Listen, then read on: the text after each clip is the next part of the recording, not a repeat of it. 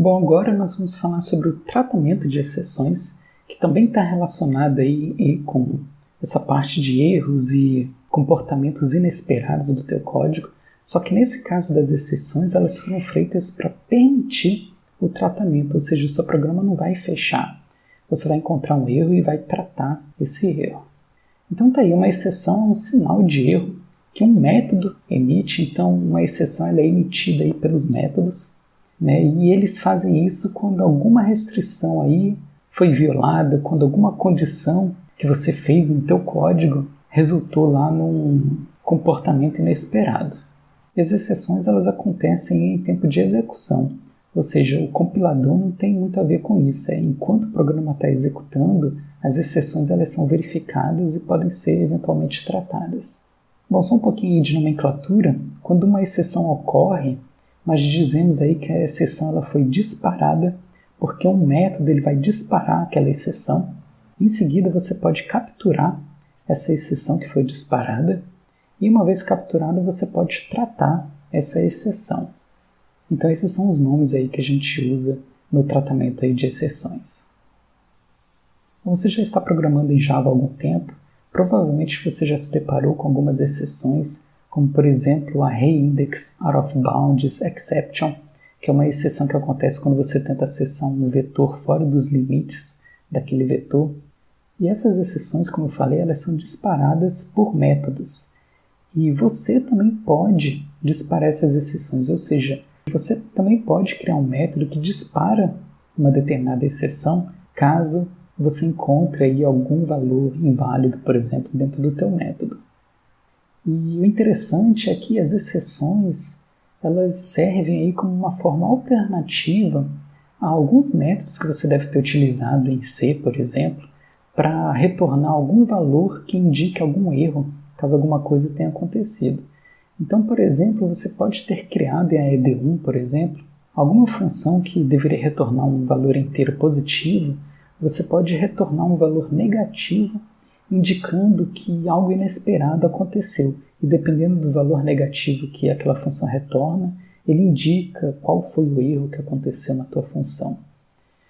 Bom, exceções, elas substituem esse tipo de indicação de erro, só que de forma muito mais interessante, porque o próprio nome da exceção que foi disparada é um indicativo do que aconteceu lá dentro do método que foi considerado inesperado. Além disso, uma exceção tem também uma mensagem dentro dela, que é uma mensagem que pode ser lida por pessoas indicando aí exatamente o que aconteceu. Então é uma forma aí muito mais prática e interessante de retornar um erro a partir de um método seu. Bom, alguns exemplos aí de exceções é a divisão por zero.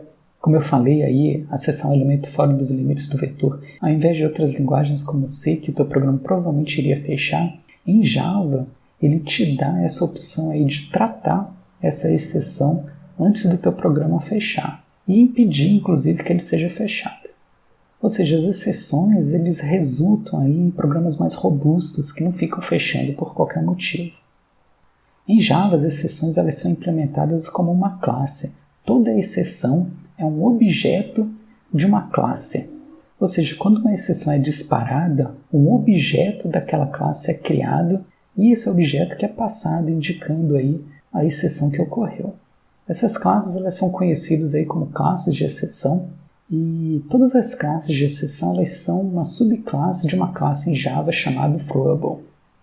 Bom, Java possui aí uma série de classes de exceções já implementadas dentro da linguagem, mas você pode implementar a sua própria classe de exceção, como nós iremos ver aí no final do vídeo. Mas algumas classes de exceções que tem na linguagem que você inclusive já deve ter visto são essas aí, a string index out of bounds exception, a reIndex out of bounds exception, null pointer exception, que é bastante comum na linguagem. E como você pode ver aí, o próprio nome da classe já indica a exceção que ocorreu. Ou seja, na maioria das vezes você nem vai precisar ver a mensagem da exceção dentro do objeto, porque o próprio nome da classe daquele objeto já diz o que aconteceu de inesperado. E como eu disse, aí outras exceções podem ser criadas aí pelo programador. Isso normalmente é feito criando uma classe que herda alguma classe de exceção, muitas vezes a própria classe exception, como nós iremos ver. Bom, só com alguns exemplos de exceções, como eu falei, você já deve ter visto alguns, mas nesse caso desse código aí, note que eu criei uma string e nessa linha aí que está sendo mostrada, eu estou tentando acessar um caractere dessa string aí no índice 50. E obviamente essa string aí tem bem menos do que 50 caracteres, então quando a gente executar essa linha, esse método char_et da classe string vai retornar uma exceção. Nesse caso aí é a exceção string index out of bounds exception, indicando aí que o índice da string está fora aí dos limites. Ele inclusive diz aí o índice que a gente tentou acessar aí, que é o índice 50. Então note que é um erro muito mais descritivo do que os erros lá que você deve ter visto na linguagem C. Um outro exemplo de exceção é essa daí, a reindex out of bounds exception. Você deve ter visto essa exceção já algumas vezes, porque você mexeu com vetores nos laboratórios. Mas nesse caso aí eu estou criando um vetor de 3 posições e estou tentando acessar o índice 3 do vetor, que nesse caso não existe, né, porque o maior índice nesse caso seria o índice 2. E aí nesse caso vai ser disparada essa exceção aí, a reindex out of bounds. Inclusive ele diz que ele está tentando acessar o índice 3 de um vetor que tem tamanho 3, facilitando aí a vida do programador em encontrar aí esse bug. Bom, por fim, o último exemplo aí é a arithmetic exception, que ela é disparada quando algum erro aritmético acontece no teu código. Nesse caso aí nós estamos tentando dividir 3 por 0, e como você sabe isso normalmente dá um erro, mas na linguagem Java ele não dá um erro que você não pode simplesmente tratar, ele dá uma exceção te dando aí a opção de tratar essa exceção, como nós iremos ver daqui a pouco. Bom, só uma curiosidade aí, você já deve ter caído nesse erro de divisão por 0 algumas vezes. O interessante é que isso acontece para números inteiros. Se eu estivesse dividindo um número real, como por exemplo 3.2 dividido por 0, nesse caso ele iria assim permitir, iria retornar infinito. Só uma curiosidade aí. Bom, Java possui uma hierarquia de classes de exceções, todas elas herdam aí a classe Foreable, e como subclasses dessa classe nós temos a classe Exception e a classe Error. Bom, você pode notar aí que a classe Error ela está com a cor vermelha, porque como você pode ver aí na legenda, essa classe e todas as suas subclasses indicam erros que não são tratáveis. Ou seja, normalmente nós não tentamos tratar essas exceções porque são erros mais graves, como por exemplo falta de memória ou estouro de pilha, aí, como é o caso desses dois exemplos aí em vermelho. Mas em seguida nós temos aqui a classe Exception. Ela é a classe pai de todas as classes que são tratáveis aí na linguagem Java. E como subclasses aí da Exception, você pode notar aí que nós temos classes com cores diferentes novamente. No caso das exceções em laranja, elas são as exceções que são checadas, ou seja, você é obrigado a capturar essas exceções no teu código, no local onde você chamou o método que pode disparar essas exceções. Já outras exceções, que são essas que estão em vermelho, são exceções que podem ocorrer, mas que você não precisa necessariamente checar se elas ocorreram ou não. Um exemplo é no pointer exception, que com certeza já aconteceu em várias linhas do seu código, e você não precisou obrigatoriamente tratar essa exceção. Bom, essa hierarquia aí toda que eu estou mostrando é só uma pequena parte da hierarquia de classes de exceções da linguagem Java. É só para dar uma ideia aí dessa hierarquia aí formada por essas classes. Então, como foi mostrado aí no slide anterior, Java possui 3 tipos de exceções. As exceções não checadas, que são exceções que podem ocorrer, mas que você não precisa ficar checando toda hora se elas ocorreram ou não. E essas exceções, as não checadas, elas herdam a classe runtime exception.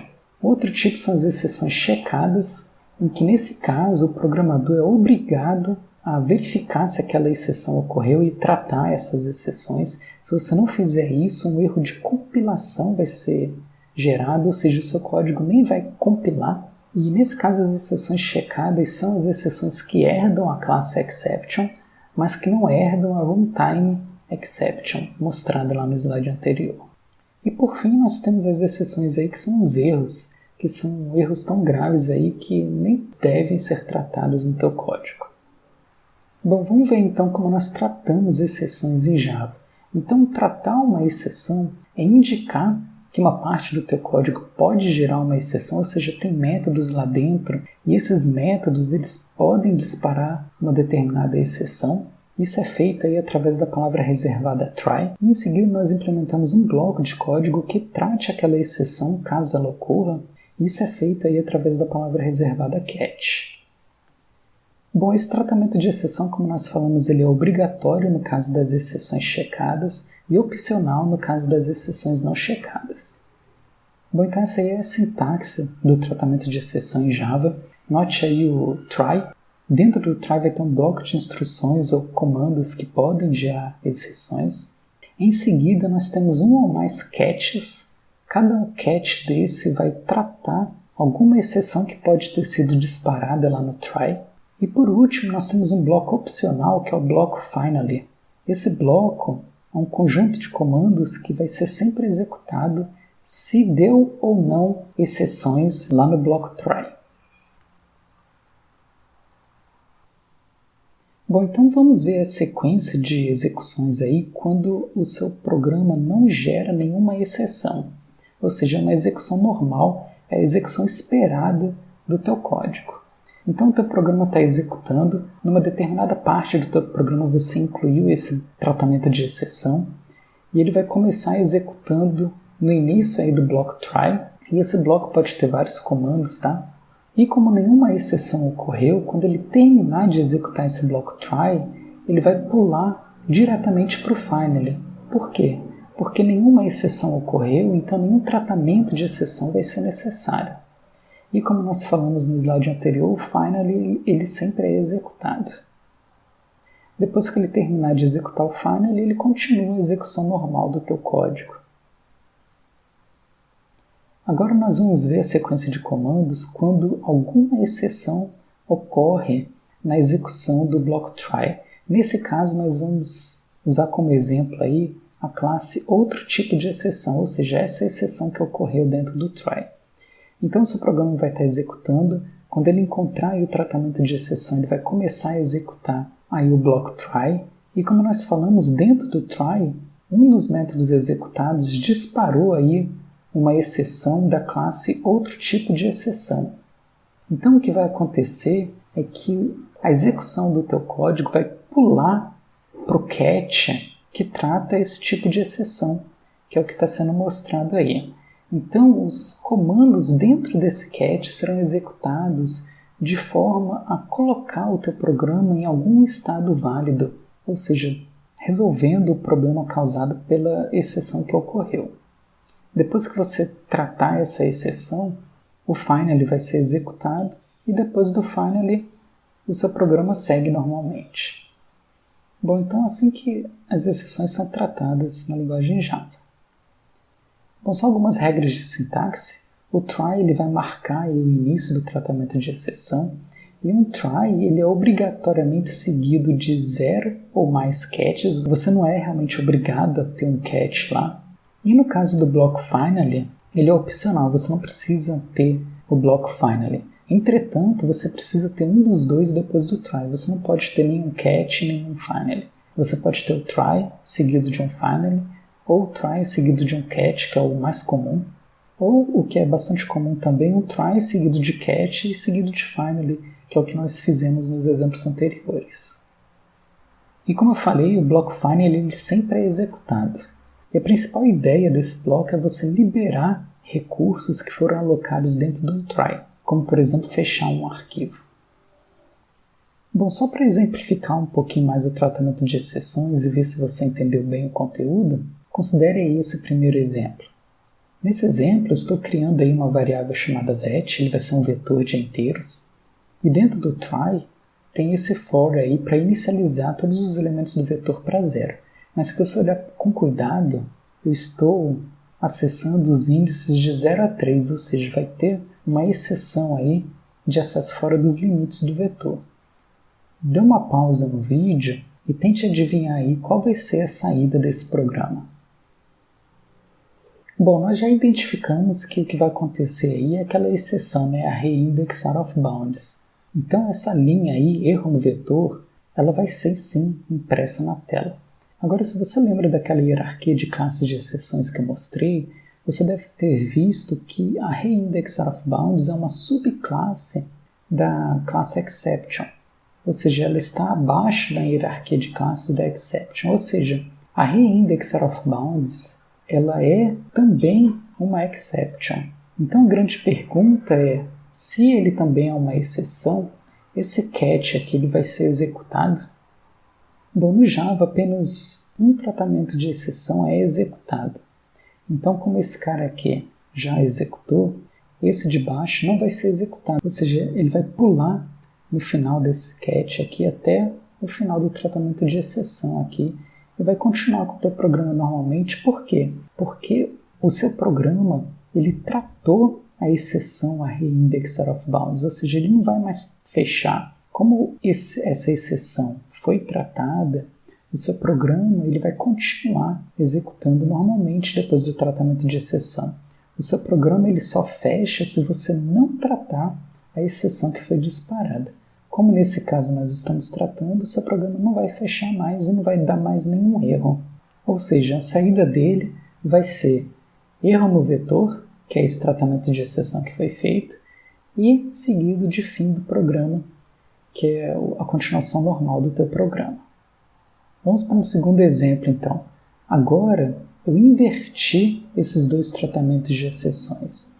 Antes, o reIndexOfBounds estava aqui em cima e o Exception estava embaixo. Eu inverti os dois. O que você acha que vai acontecer aqui? Bom, nesse caso vai dar um erro, porque esse código aqui de baixo ele é inatingível. Por quê? Porque qualquer exceção que der aqui no try, ela vai ser tratada por esse catch aqui que trata qualquer tipo de exceção. Por isso que tem a mensagem aqui, houve um erro geral. Ou seja, é impossível esse código aqui ser executável. Então, nesse caso, Java considera isso como sendo um erro e não permite que o código seja compilado. Bom, continuando aqui no terceiro exemplo, olha o que eu fiz nesse caso aí. Eu tenho try, que nem nos slides anteriores, mas eu tirei todos os catches, ou seja, todo o tratamento de exceção, e deixei apenas o bloco aí finally. Qual você acha que vai ser a saída nesse caso? Bom, o que vai acontecer aqui é que essa linha do try vai dar a exceção do reIndexOfBounds, como nós vimos, só que como não tem o tratamento para esse tipo de exceção, ou seja, você não está tratando essa exceção, o teu programa ele vai fechar. Mas como nós falamos, o bloco finally ele sempre é executado. Ou seja, antes do teu programa fechar, ele vai executar sim o finally. Mas como o teu programa vai fechar, essa última linha aí, fim do programa, não vai mais ser executado, porque deu uma exceção antes e essa exceção ela não foi tratada, então o teu programa fecha. Então a saída vai ser entrada garantida, que é o finally, seguido aí da exceção a reIndexOfBounds, porque você não tratou essa exceção. Bom, mais um outro exemplo aí. Nesse caso, o try tem o mesmo código, ou seja, vai dar aquela exceção de reIndexOfBounds, mas o meu catch, note que eu não tenho um catch para aquela exceção específica. Eu tenho um catch para a classe Exception, ou seja, ele vai tratar qualquer exceção que esteja abaixo da classe Exception, que como nós vimos é quase todas as exceções tratáveis. Então, como nesse caso vai sim ter uma exceção, esse catch aqui vai ser executado imprimindo aí, houve um erro geral. Em seguida, ele vai pular para o finally, porque o finally é sempre executado, então ele vai imprimir aí essa mensagem de finalmente. E como a sua exceção foi tratada, tudo bem que ela foi tratada de forma genérica, mas ela foi sim tratada, o seu programa vai prosseguir normalmente executando essa última linha aí, fim do programa. Então essa vai ser a saída aí desse exemplo.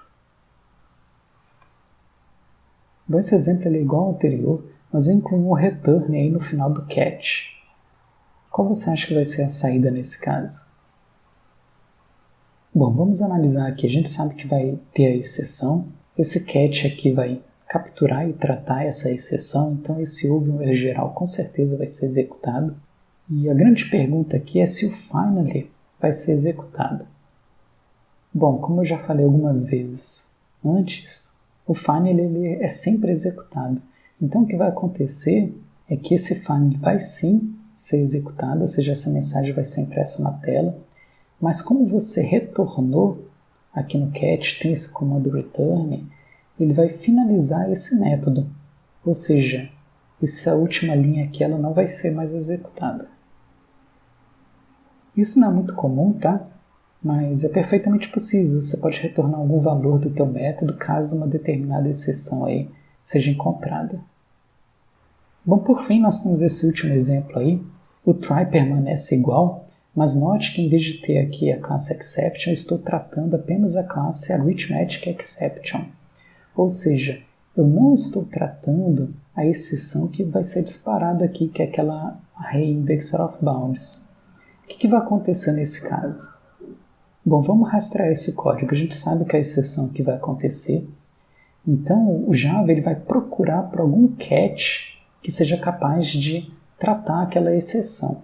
Como nesse caso aqui da arithmetic exception ela não vai tratar essa exceção, ele vai seguir.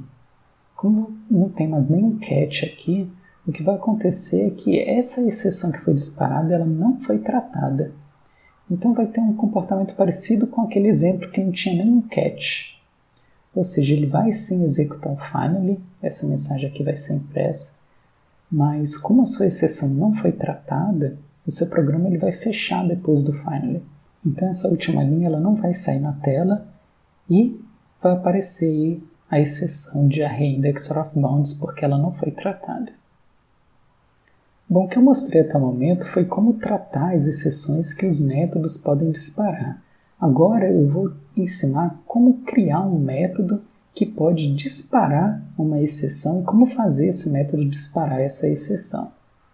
Bom, para criar um método que dispara uma exceção, a primeira coisa que você precisa fazer é indicar quais são as exceções que aquele seu método pode disparar. Isso é feito aí através da palavra reservada throws. Em seguida, dentro do teu método, quando aquele inesperado acontecer, você pode disparar aquela exceção que foi indicada no método, utilizando aí a palavra reservada throw.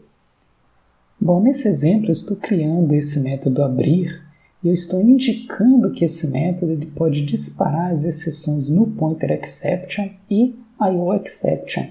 Então, como eu disse, isso é feito aí através da palavra reservada throws. Então o throws ele é usado para indicar a lista de exceções que esse método que você está implementando pode disparar. Em seguida, dentro do teu método, você vai fazer verificações utilizando o if mesmo, e se uma determinada condição inesperada acontecer, você pode disparar uma exceção que está sendo feita aqui nesse caso. Caso o parâmetro nome seja nulo, você pode disparar a exceção no pointer exception. Então note aí que disparar uma exceção dentro do teu método nada mais é do que utilizar essa palavra reservada throw e o objeto da classe de exceção. Então note que eu estou usando o new aqui para criar um objeto da classe no pointer exception e esse objeto que está sendo passado aqui para o throw. E aí o throw vai disparar essa exceção para o método que chamou esse método abrir. Nesse outro caso aqui, eu estou verificando se o arquivo passado aqui pelo nome existe, e se esse arquivo não existir, eu estou disparando a exceção IOException. Como que eu faço isso? Eu crio um objeto da classe IOException e passo esse objeto para essa palavra reservada aqui, throw.